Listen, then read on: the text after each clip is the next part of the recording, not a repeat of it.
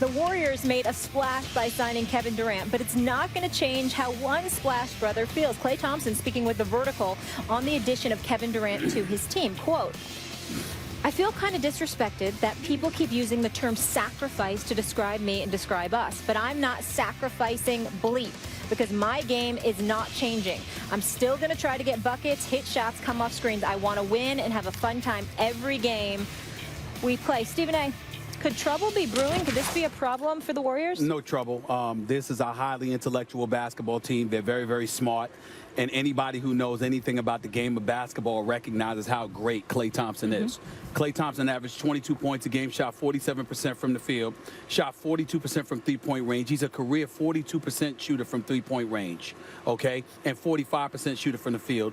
He's averaged better than 21 points a game the last 2 years. His 41-point explosion in Game 6 against Kevin Durant's OKC Thunder, I might add, shows me all I need to know. The Splash Brothers are universally recognized as the greatest shooting backcourt we have ever seen. Klay Thompson is one of the Splash Brothers. What he has done is what Kevin Durant is aspiring to do.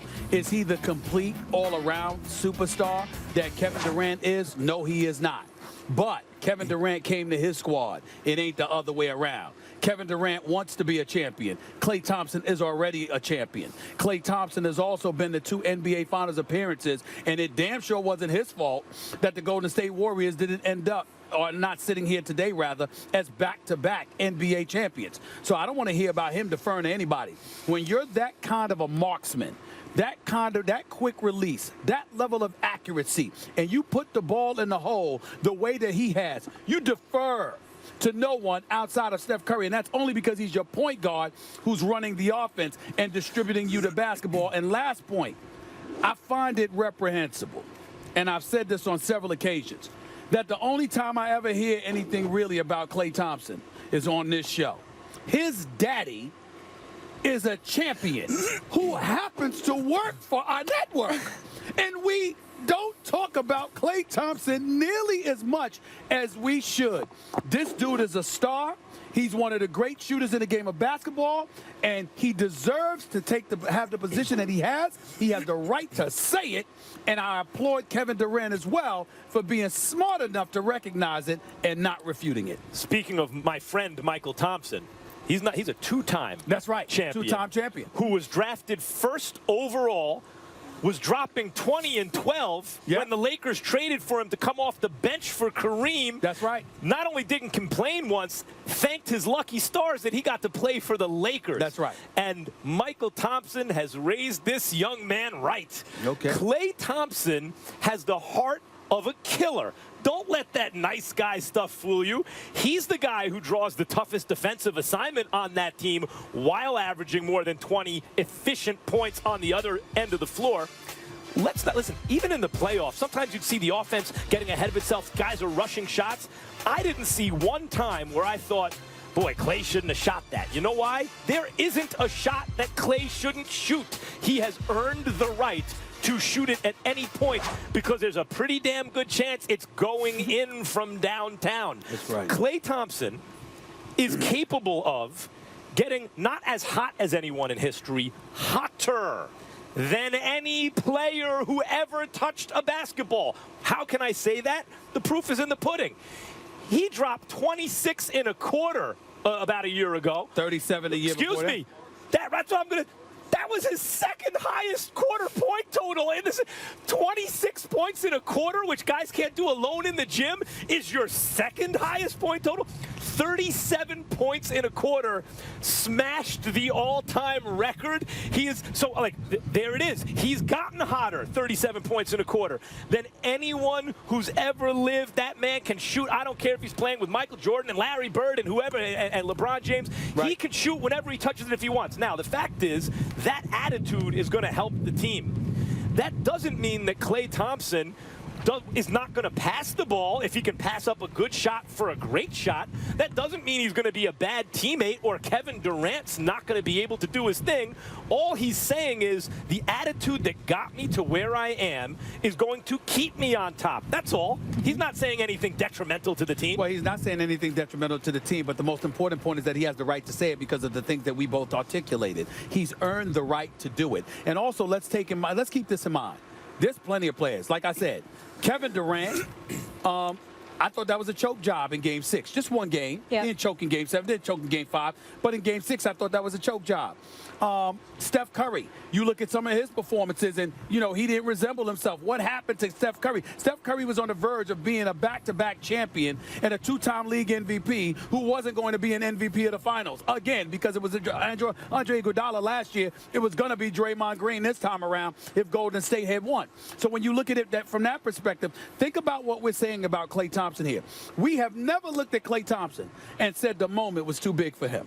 We've looked at him and say, okay, the shot's not falling, you know, with regularity the way that it once was. But the way he plays and the manner in which he approaches the game, you see no wavering in his game. I don't want to take a shot at Steph either, Stephen A. I'm saying I don't want to take a shot either. I 100% agree with that point.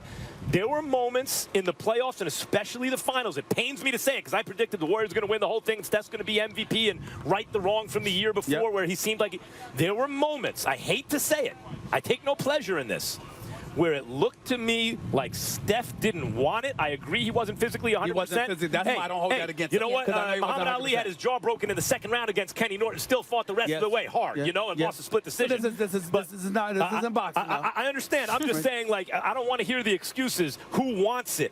Klay Thompson missed some shots down the stretch in the big games of the finals, but not because he didn't want it. Just because sometimes you ain't going to hit all the shots. He never didn't want it. But let's touch on the biggest point of this debate. Klay Thompson has the right to say what he said, and really what we're saying is, and what we're asking is, you know, should anybody have a problem with that because of the greatness of Kevin Durant? The answer is no. Because what Kevin Durant is pursuing, Klay Thompson already has. Yep. And Klay Thompson ain't come to Oklahoma City. Kevin Durant decided to go to Golden State. You have lost. I'm glad he didn't take that position. I disagree with that. I don't think that's the reason. I think the reason you don't want Klay to change is because it gives you the best chance to win. Because that attitude that's made him the best two-way two-guard in the world, you want to keep. I don't care about the kind of unwritten rules about whose team it is and who's earned what in that sense. I don't care. Like Kevin Durant can come and piggyback their success. But we're talking about his ability. If it helps them win, Durant should do his thing. But it has everything to do with it because without that attitude, to Golden State Warriors never won a championship. Without that attitude, they would not have gone to 2 consecutive NBA Finals. Because if Klay Thompson doesn't perform the way that he performed in Game 6, isn't Kevin Durant and OKC in the Finals? You know what else it is? You know what else that I like about that Klay stuff is his dad is old school, and Klay got a little old school gangster in him. Like, I don't care who came and joined this team. I liked it too. He got fired up. I'm not changing a damn thing. That's right. Yep, and he stepped right up to it. That's exactly how he should be. All right, so speaking of stars, we have one joining us next here from Latrobe, Pennsylvania. We're at Steelers camp. Antonio Brown just rode over on the golf cart. He will be with us after the commercial break, so stay with us. First take on our NFL training camp tour. And it is over the shoulder, caught by Antonio Brown. Throws it over the middle, touchdown, Antonio Brown, and this place erupts. Has time in the pocket, throws over the middle, Brown makes the catch, he's in the end zone, touchdown. You look at what Antonio Brown's doing, he just finds a way to get open, finds a way to, you know, attack people down the field. I think it's close, but I think Antonio Brown's the best receiver in the game. It was really challenging for our team to find highlights of you, just so you know. We had to really dig for that footage. This guy, arguably the best receiver in the NFL, needs no introduction. Antonio Brown here with us. We're at Steelers camp. You led the league in receptions last year, tied for the most and second most in NFL history. Pretty good season for you. Antonio, thank you for being with us. Hey, thanks for having me. We appreciate it. All right, no secret, you're unhappy with your contract, but you decided not to hold out. Why didn't you? Well, I have a lot of respect for Mr. Dan Rooney. Obviously, holdouts never go well, and you can never supplement being in football shape and being around your teammates anywhere in the world.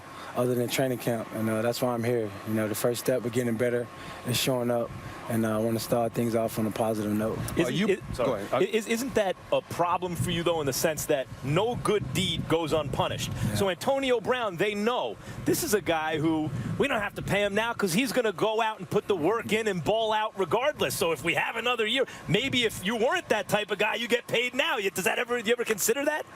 No, well, you know, it's my job to be ready to go when the season starts. You know, it's up to my agent to deal with all the other things. Right now, I'm just here singly focused on bettering my game and being ready to go. Are you convinced that this might not happen for you this year, that you might have to go through this year and there is no discussion because the Rooneys and the way the Steelers do things, not with 2 years left, 3 years left, it's only when you got about 1 year left or less that they're going to negotiate your deal? Are you prepared to go this season knowing that the likelihood of you getting that contract extension is not going to happen? Well, my focus is simply just getting better, letting Drew Rosenhaus take care of all those things. I'm just here to do my part in regards to being in shape and being ready and putting my wood on display. I know things will fall in place. You had the same amount of receptions as Julio Jones last year, 136. Had 1,800-plus yards. He had a little bit more. But somebody like myself and others, I look at you because of what you do with punt returns, not just as a wide receiver. I consider you the best in the game. Do you consider yourself the best in the game, or do you think that there's somebody out there that deserves to be compared to you? Well, there's no doubt, man. You know, I'm one of the top guys in the league. There's a lot of other guys that's out there doing it. A lot of other guys I commend myself to, but I consider myself one of those guys. And yet, are you like? I look at the Steelers, I go, man, Ben Roethlisberger's going to the Hall of Fame. He should be in the best quarterback in the league argument more than he is. Le'Veon Bell, when he's on the field, that's the best running back in the game. Like, are you even the best offensive player on your own team? Well, we got a lot of great players. You know, speak volumes of our quarterback, Hall of Famer quarterback, our center, our offensive lineman in general, our running back. I mean, we got a great team, not only great individuals, but a great offense collectively, and we want to do positive things. Are you happy with the season that you had last year, or are you a bit frustrated at its ending? The hit by Vontaze Burfict, knocking you out, making you miss the AFC Championship game, in a lot of people's eyes, potentially costing you guys a Super Bowl berth, because if you were on the field, you might have beat the Denver Broncos. Have you looked at looking back on last season, what kind of thoughts have been going through your mind throughout this entire offseason? Well, I got to come out and be more aggressive. Obviously, I wasn't there with my teammates to help them in the crucial moment of the playoffs, and that still stick with me. But I got to continue to grow and get better, and each year you got to take a step. And I'm just excited to be here healthy and ready to get things going. How do you stop a shot like the shot Burfict hit you with from changing you as a player? You talked about being fearless and everything. How do you control that? Well, you can't have no fear. You know, it's like a NASCAR driver who's been in an accident. You know, you can't get in the car with fearful thoughts. You got to have faith. And you just got to go out and be more aggressive. Have you noticed a difference since then, or it's the same guy? Tell us the truth. Same Antonio Brown since then? I think my swag got a little bit better, you know. How could your swag have gotten a little bit better? I mean, no disrespect. That was a devastating hit, and Vontaze Burfict is a big boy. I mean, how do you get up with more swag under those circumstances? Pick some swag up on the ground while you were down there? What happened? Well, you got to be more aggressive. You know, you play this game long enough, you're going to get hit, you know, and that just come a part of playing football and being in the game. And obviously that hit actually won us the game, so it's called take one for the team.